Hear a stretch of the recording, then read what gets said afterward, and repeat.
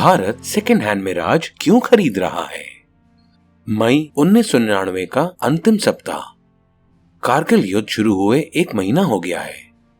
उच्च पर्वत श्रृंखलाओं की चोटी पर छिपकर बैठे पाक घुसपैठियों को बाहर खदेड़ने के लिए हमारी भारतीय सेना कड़ी मेहनत कर रही है। ऊंची जगहों से फायरिंग करने वाले पाकिस्तानी सैनिकों पर नीचे से निशाना लगाना आसान नहीं था। इस वजह से भारतीय सेना ने एयरफोर्स की मदद ली। घुसपैठियों से निपटने के लिए MiG-27 और MiG-21 विमानों को सबसे पहले भारतीय वायुसेना द्वारा तैनात किया गया। हालांकि ऊंचे पहाड़ों में तैनात पाकिस्तानी सैनिकों ने पोर्टेबल सतह से हवा में मार करने वाली मिसाइलों से भारतीय विमानों को निशाना बनाना शुरू कर दिया। इसके साथ ही भारत ने अपना सर्वश्रेष्ठ युद्धक विमान मिराज 2000 को रणभूमि में उतारा।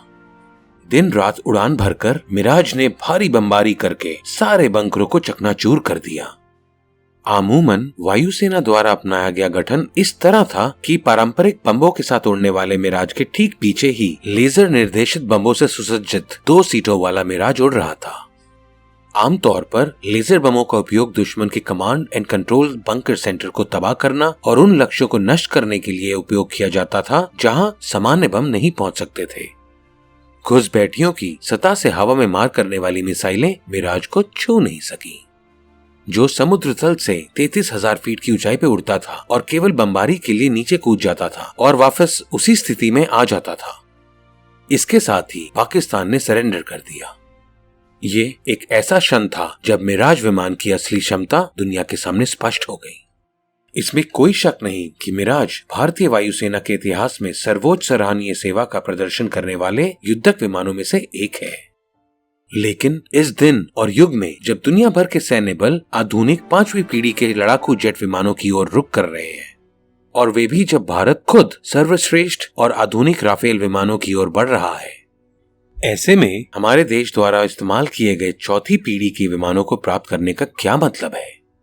इसका जवाब और मिराज 2000 के भारतीय वायुसेना का हिस्सा बनने के पीछे की कहानी को हम इस वीडियो के जरिए समझते हैं। भारत द्वारा मिराज विमान की खरीद अफगानिस्तान पर सोवियत कब्जे के बाद की घटनाक्रमों से प्रेरित थी। शीत युद्ध के समय अमेरिकी नीति किसी भी सोवियत कदम का विरोध करने की थी। अमेरिका की योजना अफगानी कबीलों को हथियार और धन देकर सोवियत संघ के विरुद्ध करने की थी। लेकिन पाकिस्तानी राष्ट्रपति जियाउल हक ने इस अवसर का लाभ उठाने का फैसला किया, क्योंकि वे जानते थे कि अमेरिका केवल पाकिस्तानी धरती से ही ऐसे कदम उठा सकते थे। जनरल जिया ने कहा कि सोवियत विरोधी गठबंधन की मदद करने के लिए अमेरिका को पाकिस्तान को कम कीमत पर आधुनिक हथियार उपलब्ध कराने होंगे। पाकिस्तान के ब्लैकमेल के जवाब में अमेरिका ने उन्हें F-16 लड़ाकू विमान, अटैक हेलीकॉप्टर, युद्धपोत और हॉवित्जर बंदूकें प्रदान की। वहीं भारत इस कदम को दिलचस्पी से देख रहा था। अगर पाकिस्तान के साथ कोई युद्ध होता है तो इन सभी हथियारों का इस्तेमाल भारत के खिलाफ किया जाएगा। इसमें से भारत की सबसे बड़ी चिंता F-16 लड़ाकू विमानों का स्थानांतरण था। F-16 उस समय भारत वायुसेना के प्रमुख विमान MiG-21 और MiG-23 से कहीं बेहतर थे। उनके एयरफ्रेम इतने शक्तिशाली थे कि भारी बम और यहाँ तक कि परमाणु हथियार भी ले जा सकते थे। भारतीय वायुसेना ने गणना लगाई कि अपने दशकों पुराने हवाई प्रभुत्व को बनाए रखने के लिए उसके पास भी F-16 के समान एक सुपर फाइटर जेट होना चाहिए। भारत ने ऐसे विमानों की दुनिया भर में तलाश शुरू कर दी।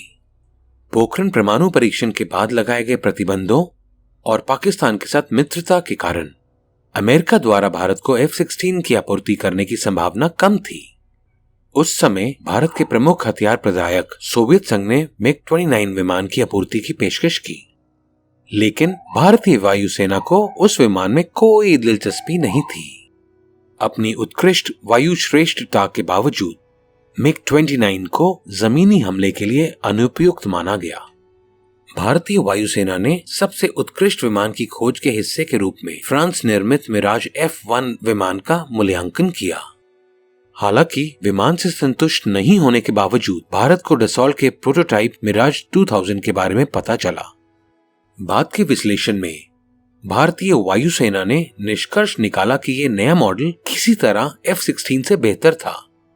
भारत ने शुरू में 150 मिराज 2000 विमान खरीदने की योजना बनाई थी, लेकिन भारत को यह एहसास हुआ कि फ्रांस के साथ ये बड़ा सौदा भारत का सोवियत संघ के साथ जो रिश्ता है उस पर असर डाल सकता है। इस वजह से भारत केवल 49 मिराज 2000 और बाकी मिग-29 तक सीमित रहा। 1996 तक फ्रांस ने 49 मिराज 2000 विमान बना लिए थे।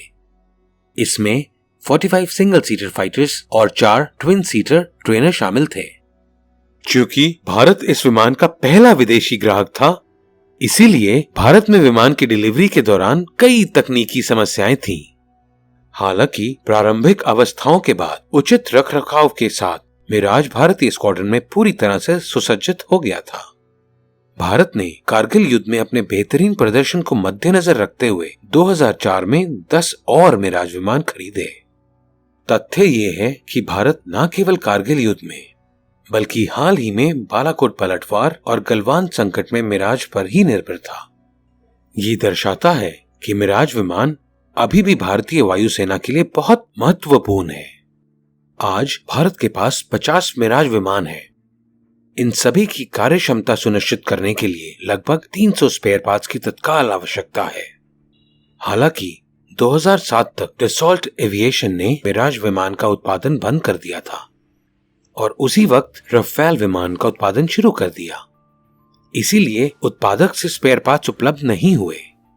यही एक कारण है कि भारत ने सितंबर 2021 में फ्रांस से सेकेंड हैंड मिराज लड़ाकू विमान खरीदे। फ्रांसीसी वायुसेना द्वारा इस्तेमाल किए गए इन 24 विमानों में से 13 उड़ान भरने में सक्षम थे और 8 इंजन और एयरफ्रेम की सर्विस करने पर इस्तेमाल किए जा सकते हैं। दूसरा कारण यह है कि अच्छी देखरेख से हम मिराज के जीवन काल को बढ़ा सकते हैं। एक विमान के जीवन काल को वर्षों से नहीं बल्कि टेक ऑफ और लैंडिंग चक्र से मापा जाता है। हर बार जब विमान उड़ान भरता है तो उसका धड़ और पंख काफी दबाव में होते हैं और लैंड होने पर वापस पुराने स्थान पर लौट आते हैं। फ्यूजलेज और पंख फास्टनरों और रिवेट्स के साथ एल्यूमीनियम या अन्य मिश्रित सामग्री से बने परतों के बंधन द्वारा बनाए जाते हैं। प्रत्येक चक्र में दबाव छिद्रों के चारों ओर दरारें बढ़ाता है और समय के साथ एयरफ्रेम अनुपयोगी हो जाता है। प्रत्येक विमान की सेवा अवधि निर्माता द्वारा प्रकाशित की जाती है। चौथी पीढ़ी के अधिकांश विमानों का जीवन काल 8000 घंटे होता है, यानी एक लड़ाकू विमान प्रति वर्ष 200 घंटे की दर से 40 साल तक काम कर सकता है। मिराज विमान का भी यही सच है, लेकिन उचित देखभाल के साथ ये जीवन काल 8000 से 12000 घंटे तक बढ़ सकता है। ठीक यही अमेरिकी वायुसेना वर्तमान में अपने F-16 फाइटर जेट्स के लिए कर रही है। F-16 के निर्माता लॉकहीड मार्टिन एक अमेरिकी कंपनी है, इसलिए इसकी खबर नहीं आती। अमेरिका ने F-16 विमान का उपयोग करने का निर्णय लिया है जब तक कि पर्याप्त 5वीं पीढ़ी के F-35 लड़ाकू विमान उपलब्ध नहीं हो जाते। अमेरिकी वायुसेना के F-16 के 2040 के बाद भी सेवा में बने रहने की उम्मीद है। भारत भी यही रणनीति अपनाने की कोशिश करेगा। भारत के पास वर्तमान में केवल 33 स्क्वाड्रन फाइटर जेट हैं, लेकिन वास्तव में 42 स्क्वाड्रन फाइटर जेट की आवश्यकता है। ये ध्यान दिया जाना चाहिए कि इसमें से एक अच्छा प्रतिशत अप्रचलित मिग-21 है। चूंकि नई चौथी पीढ़ी के लड़ाकू विमान की लागत कम से कम $25 मिलियन है, इसीलिए बेहतर होगा कि एक जेट को $1.5 मिलियन में प्राप्त किया जाए, ताकि सक्रिय होने वाली हर मिराज से निश्चित रूप से भारतीय सेना को फायदा हो। हमें नई पीढ़ी के युद्धक विमान बनाने और हासिल करने का प्रयास करना चाहिए। तब तक ये जरूरी है कि हमारे बेहतरीन विमानों का रखरखाव अच्छी तरह से हो। हमारी वायुसेना दक्षिण एशियाई आसमान में भारतीय प्रभुत्व जारी रखे। जय हिंद।